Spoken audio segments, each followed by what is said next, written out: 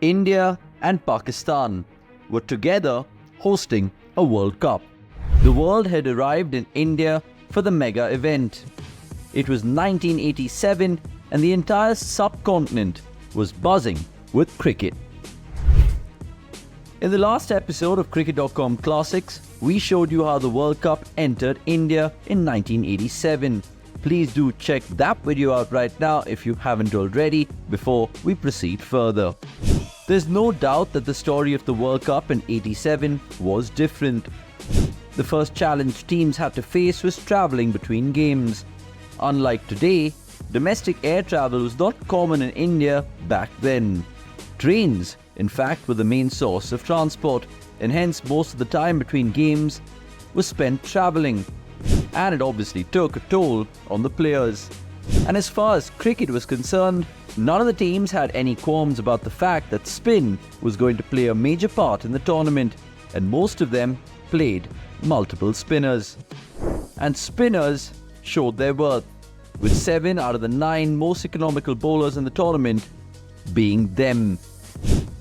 Another major change was the reduction in overs itself. During the occurrence of early sunsets in parts of India and Pakistan, play was reduced from 60 overs to 50 overs, which eventually became the norm. And, of course, in terms of administration, neutral umpires were introduced for the first time in World Cups. Umpiring was still a concern throughout the tournament, but at least none of the teams could complain of biased decision-making, and hence, finally, the World Cup began. India and Pakistan were meant to do well, and fans even expected India to do a repeat of the 83 miracle. And a miracle did happen with India in the World Cup. A man who was known for his slow grind in the pitch suddenly started playing like a possessed man. He became even more popular post-retirement for his colourful personality and witty one-liners. You must have guessed it by now.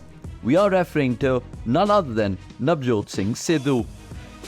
Now, Sidhu made his ODI debut against Australia in the first match of the 1987 World Cup, scoring a 79 ball 73 with 5 sixes and 4 fours. This, when batting at a strike rate of 75, was considered more than just decent. He went on to score 4 50s in his first 4 games, becoming the first player to do so in ODI history. Even Alan Border, the Australian skipper, was impressed by Sidhu's hitting. Having booked their place in the knockout stage of the tournament, India needed to win big against New Zealand in Nagpur to ensure they avoid playing as really strong Pakistan in the semi-finals.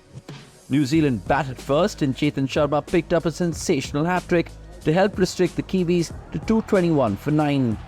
It was not only the first ever hat-trick by an Indian in ODIs, but also the first ever hat-trick in World Cups. Known for his fiery bowling, Sharma bowled 3 in-swingers on the trot and managed to make contact with the stumps each time.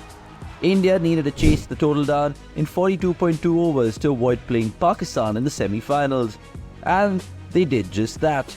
Courtesy a blistering 75 of 58 by Chris Srikanth and an 88 ball 100 by Sunil Gavaskar, India successfully chased it down in just 32.1 overs. Having avoided a clash against Pakistan, India were now scheduled to take on England at the Wankhede Stadium in Mumbai.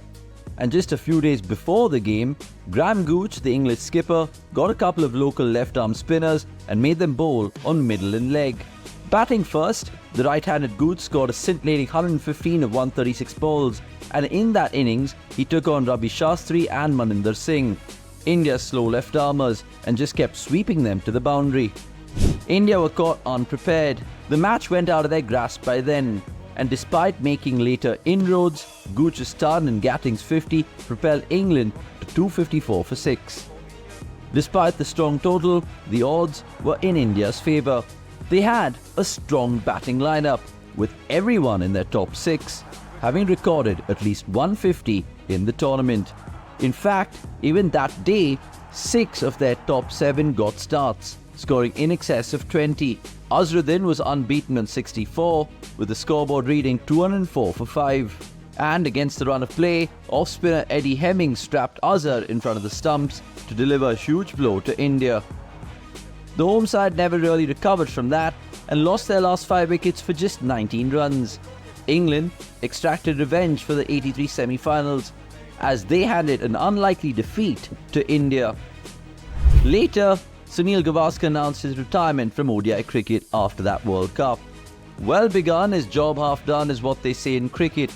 Unfortunately, that wasn't to be the case for India in the 1987 World Cup.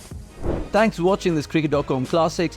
There's more coming up. Given that the World Cup is just around the corner, subscribe right now and tell a friend about cricket.com.